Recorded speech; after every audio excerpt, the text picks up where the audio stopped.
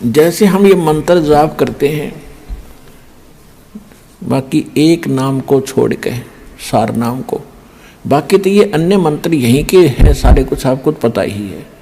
लेकिन हमारा उद्देश्य, ये तो हमारे इंस्ट्रूमेंट हैं, ये हमारे औजार हैं उस पूज्य वस्तु को पाने के लिए। जैसे हमने हैंडपंप लगाना है, तो हैंडपंप लगाने के लिए हम जो भी साधन प्रयोग करेंगे वो तो साधना है, वो हमारी पूज्य नहीं है।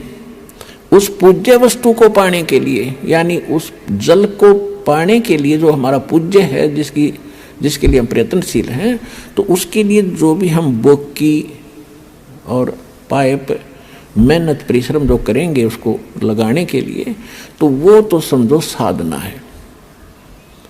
और जिस वस्तु को पाना है वो हमारा पूज्य है। अब यहाँ इस 3 नाम के मंत्र का थोड़ा सा, और प्रथम मंत्र का, अब ये कैसे इंस्ट्रूमेंट है हमारे, कैसे हेल्प करेंगे। प्रथम मंत्र जो आपका है, कहते हैं 5 नाम गायत्री गैबी आत्म तत्व जगावे। इस प्रथम मंत्र के जाप करने से आपके अंदर एक विशेष कसक परमात्मा की तरफ बनी रहेगी। और ये ऐसा धन है जो आपके यहाँ संसारिक सुख भी आपको देगा, और आपके ऊपर जो ऋण है इन देवी देवताओं का, जैसे हमने बिजली का कनेक्शन ले रखा है, तो बिजली का टैक्स भरते रहेंगे तो रेगुलर आपकी बिजली आती रहेगी। ऐसे हमने कोई पानी का कनेक्शन ले रखा है, गैस का कनेक्शन ले रखा है, और टेलीफोन का ले रखा है, तो हम उनके कनेक्शनों के पैसे भरते रहेंगे बिल के, तो हमें सुविधा प्राप्त रहेंगी। तो हम शास्त्र विरुद्ध साधना करके निर्धन हो गए, हमारे सारे कनेक्शन कट गए, तो सभी सुविधाएं बंद होगी। अब ये दास एक गारंटर बनेगा, आपका जिम्मेदार बनेगा, और आपको एक ऐसी मजदूरी देगा, उनसे आपकी सुविधा चालू कराएगा सारी। और ये कहा जाएगा कि ये आपको किस्तों में आपके सारी पूंजी पूरी करेंगे। आपको बार बार प्रेरित किया जाएगा कि मंत्र करा करो, जाप करा करो, तो वो जाप करने से आपकी जो सुविधा देनी इन्हीं भगवानों ने है, क्योंकि ये यहाँ के इंचार्ज हैं। और आपकी ये देंगे क्या, वो वर्कडन, कौन सा वर्कडन, किया कर्म कौन सा, जो शास्त्र अनुकूल साधना से प्रतिफल आपका बन कर जाएगा, वो आपका वहां मिलेगा। और देंगे ये ब्रह्मा विष्णु महेशी, तो ये आपको तभी देंगे जब आप सही साधना शास्त्र अनुकूल करेंगे। शास्त्र अनुकूल साधना के अंदर प्रथम गुरु हो, गुरु पूरा हो, अधिकारी हो, उससे नाम लेकर फिर आप जाप करो, फिर आपकी सुविधा चालू हो जाएंगी। उनका टैक्स भी भरता रहेगा और आपका भी गुजारा होता रहेगा। यानी जब तक यहाँ रहोगे, फिर हम आगे चलेंगे। तो उसके लिए समझ लो, आपने प्रथम मंत्र तो ऐसा है कि जैसे आपने ट्यूबवेल लगाने के लिए वो इंस्ट्रूमेंट खरीदे, वो हैंडपंप लगाने के लिए, वो आगे तेरे। अब वो काम क्या करेंगे। अब सेकंड मंत्र है सांस उश्वास का। प्रथम मंत्र से समझ लो पाइप आ गई, और सेकंड मंत्र का काम शुरू हो गया। पाइप ने खड़ा करके और उसके अंदर बोकी मारे और बाहर माटी निकाले, बोकी मारे बाहर माटी निकालता जाओ। तो हम श्वास उश्वास का नाम जो जाप आपको दिया गया सतनाम के 2 अक्षर का, जिसमें एक ओम मंत्र है, एक सांकेतिक तत् है। गीता अध्याय नंबर 17 के श्लोक नंबर 23 में ओम तत्सत, ओम और तत् मिलकर ये एक सतनाम बनता है। तो इस 2 अक्षर का नाम है सतनाम। इस 2 अक्षर के मंत्र का नाम सतनाम, सतनाम माने सच्चा नाम, इसको सतनाम भी कहते हैं, सच्चा नाम भी कहते हैं। तो इस सतनाम का काम है 2 अक्षर के का। जैसे एक मंत्र बाहर छोड़ते एक अंदर लेते, तो ऐसे बोकी नीचे मारी बाहर निकाली, बोकी मारी नीचे बाहर निकाली मिट्टी, और फिर धीरे धीरे पाइप नीचे जाती गई। पाइप पहुंच गई जल तक, जहां जल आ गया। तो ये काम हो गया सतनाम का। बोकी ने अपना काम कर दिया। अब इसके बाद फिर सार नाम, उस सार शब्द का काम शुरू होगा। वो रह गया हैंडपंप जो ऊपर मशीन लगाया करें। ये सार नाम कहो, सार शब्द कहो, आदि नाम कहो, इसकी भी मेहनत करनी है, इसको भी चलाना पड़ेगा, तभी वो पूज्य वस्तु प्राप्त होगी जब जल सर्व मिलेगा आपको। तो गीता अध्याय नंबर 17 के श्लोक नंबर 23 में बताया है कि 3 मंत्र का जाप है उस जल को पाने का, ये मंत्र है उस सच्चिदानंद घन ब्रह्म के पाने का। ये सभी मंत्रों की हमने साधना करनी है, तब पूज्य वस्तु वो सच्चिदानंद घन ब्रह्म यानी पूर्ण परमात्मा प्राप्त होगा। ये है विधि।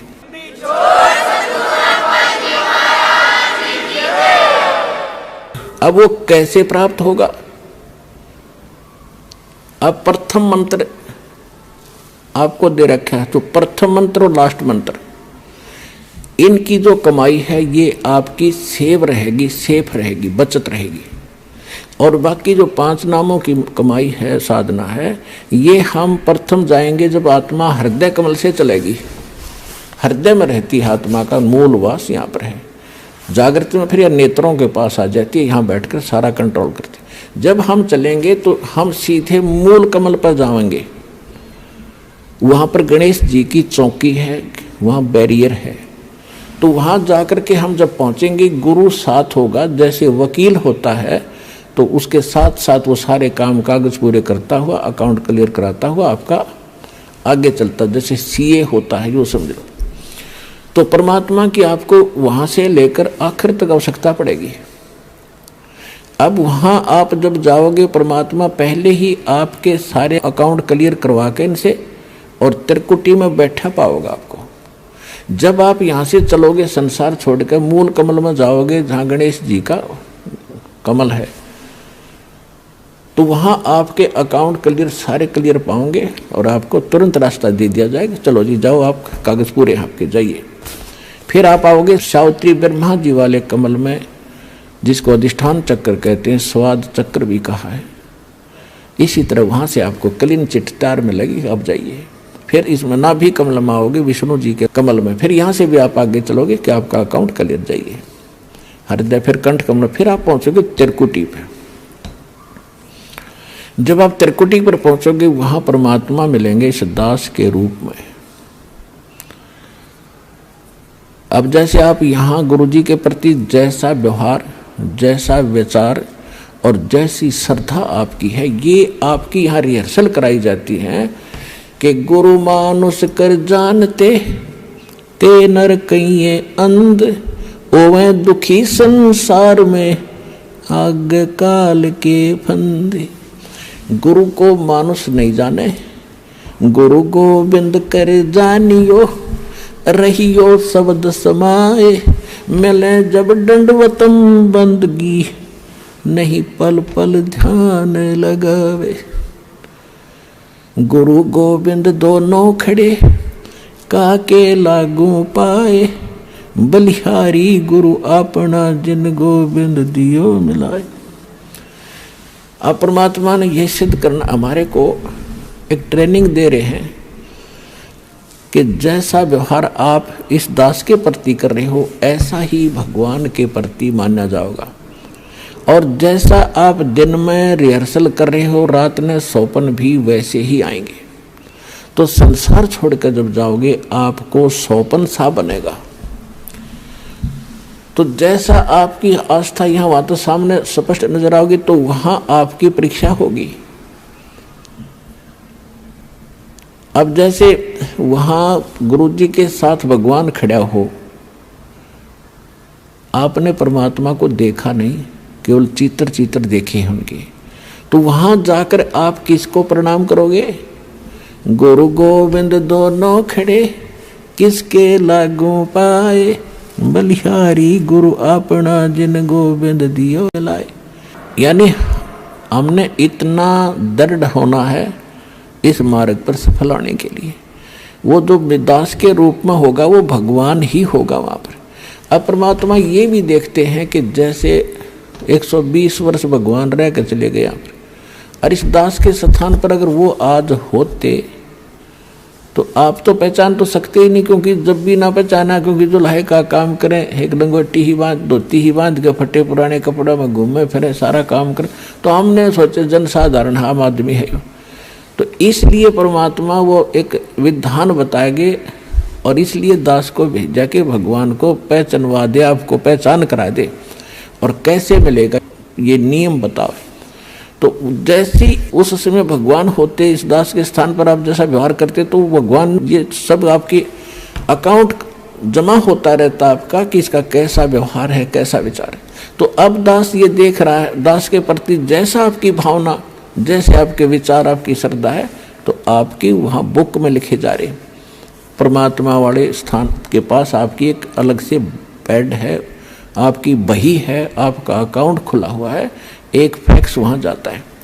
तो उस समय फिर आपका जैसा स्वभाव आप वहाँ प्रयोग करोगे त्रिकुटी पे, जैसा आप यहाँ कर रही हो एडिट होगा। फिर वहाँ से अगर गलती कर दी तो आपको फिर भी वापस पटक दिया जाएगा, वहाँ से भी आपको फेल होकर वापस निराशा हाथ लगेगी। यहाँ अलग बात है कि किया हुआ कर्म यहाँ ऊपर के ब्रह्मांडों में आप देवता बने रहोगे हजारों लाखों युगों तक, और फिर वहाँ आपकी पूरी पूंजी भक्ति नाश करा कर ये वापस पटक देगा धरती पे।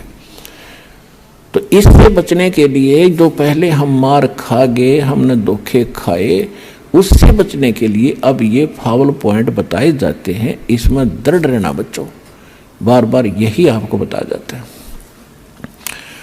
जब आप त्रिकुटी पर पहुंचोगे तो वहां ये नीचे के मंत्र तो हो गए साफ, कंठ कमल तक सारे आपका हिसाब किताब हो गया।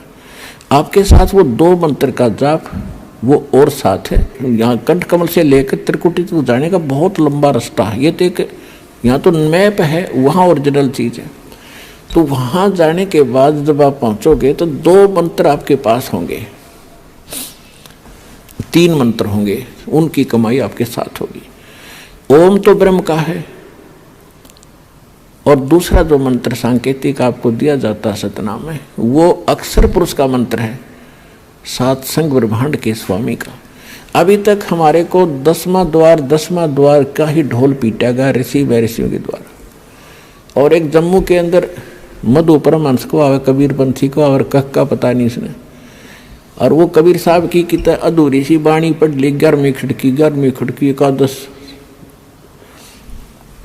और वो छाती कुट्या करता ने कहा था मेरे जैसा किसी के पास ज्ञान नहीं, इस ब्रह्मांड में जो वस्तु है मेरे पास नहीं, और 11वां द्वार पा गया, 11वां द्वार इसे किसी ने बताया नहीं। कमाल के आदमी है। ये तो कबीर सागर में लिखा है, आपने पढ़ लिया तो कला टूट गया। भक्ति आपके पास नहीं, ज्ञान तुम्हारे पास नहीं, जबकि कबीर साहब ने तो 12वां द्वार बताया है, 11वां नहीं है। 11वां देश अक्षर पुरुष के लोक में जाता है, इसने उसका भी ना पता, वो सुन रखी है 11वां द्वार एकादश खिड़की लगी। अब क्या है, जो ओम नाम के जाप का कमाई है वो वहाँ त्रिकुटी पर अकाउंट करवा दिया जाएगा। धर्मराज के दरबार में जाएंगे, परमात्मा आपके साथ होगा इस दास के रूप में, और उनसे कहेगा भाई इसका हिसाब करो। गीता अध्याय नंबर 18 के श्लोक नंबर 66 में आपका विधान है, क्योंकि वहाँ जैसे वकील बताते हैं जजों के सामने जी ऐसा उस धारा में ऐसा लिखा है, ऐसा लिखा है, ये खरा उतरता है, तो जज उसको स्वीकार करता है। तो जाते ही अब जैसे कबीर साहब के एक शब्द है, कर ले गुरु वकील मुकदमा भारी है, भाई कर लो गुरु वकील मुकदमा भारी है। तो गुरु एक वकील का भी काम करेगा आपका। तो वहाँ जाकर के भगवान होंगे इस दास के रूप में, और वहाँ उनको कहेंगे जी आपके विधान में लिखा है गीता अध्याय नंबर 18 के श्लोक नंबर 66 में, सर्वधर्मान परित्यज माम एकम शरणम व्रज अहम तवा सर्व पापे भयमोक्षामि मा शुच। इसका अर्थ इन्होंने गलत कर रखा आज तक के अनुवादकर्ताओं ने। इन्होंने क्या कर दिया, श्री कृष्ण जी कह रहा है कि श्री कृष्ण मान रहे थी तो कि तू सब धर्मों की सब पूजाओं को छोड़कर एक मेरी शरण में आ जा, फिर मैं तुझे सब पापों से मुक्त कर दूंगा। गीता अध्याय नंबर 2 के श्लोक नंबर 7 में अर्जुन पहले ही कह रहा है कि मैं आपकी शरण हूँ, आपका दास हूँ, मेरी बुद्धि अब काम नहीं कर रही, मैं युद्ध करूँ कि ना करूँ, मुझे सीधा मार्ग बता दो, आप मेरे गुरु, मैं आपका शिष्य हूँ। अर्जुन तो पहले उसकी शरण में था, ये सट्टे मारे तो कई नकल तो थी नहीं इनमें। गीता अध्याय नंबर 18 के श्लोक नंबर 66 का जो अर्थ है, गीता ज्ञान दाता कहता है, अपनी आत्माओं दास का उद्देश्य ये केवल राम कथा सुनाना नहीं है, आपको विद्वान बनाना है ताकि आप मार ना खा जाओ, भविष्य में फिर काम ना बिगड़ जाए। और बहुत आसान तरीके से आपको समझाया जा सकता है। 1 बार 2 बार 100 बार बताऊंगा, अपने आप हृदय में समा जाएगी आपके। इस झूठ को हमने लाखों बार सुन लिया तो सच्ची होगी, सत्य को भी सैकड़ों बार सुनोगे अपने आप। सत्य तो है ही सत्य, या तो ऐसा जगह बना देगी फिर कोई टस से मस नहीं कर सकता। गीता अध्याय नंबर 18 के श्लोक नंबर 62 में इसने कह दिया, अर्जुन तू सर्वभाव से उस परमेश्वर की शरण में जा, उसकी कृपा से तू परम शांति को, सनातन परम धाम को प्राप्त होगा। अपने विषय में 8वें अध्याय के 5 और 7 में कह दिया कि मेरी शरण में रहना है तो मेरा 8वें अध्याय के 13वें श्लोक में मंत्र बता दिया, ओम नाम का जाप है, इसको कर, युद्ध भी कर, मेरी शरण में रहेगा तो जन्म मृत्यु तेरी भी होगी मेरी भी होगी। अब ये 18वां अध्याय है, लास्ट अध्याय है, लास्ट ये मंत्र चल रहे हैं, अंतिम मंत्र, अंतिम अध्याय गीता अध्याय नंबर 18 के श्लोक नंबर 62 में उसने कहा। अब 63 में वो कहता है कि अर्जुन ईब तू सोच विचार कर ले, जो मैंने गुप्त से गुप्त ज्ञान आज तक किसी को नहीं बताया वो तेरे को बता दिया। ये गीता का जो ज्ञान है ये अति रहस्य युक्त था, यो आज मैंने तेरे को बताया था, कभी पहले बताया था सूर्य को, और आज मैं तुझे बता रहा हूँ।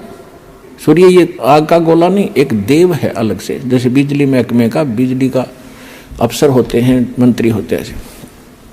तो कहता है ये गुप्त से गुप्त ज्ञान मैंने तुझे बता दिया, अब तूने जैसा अच्छा लगे वैसा कर ले।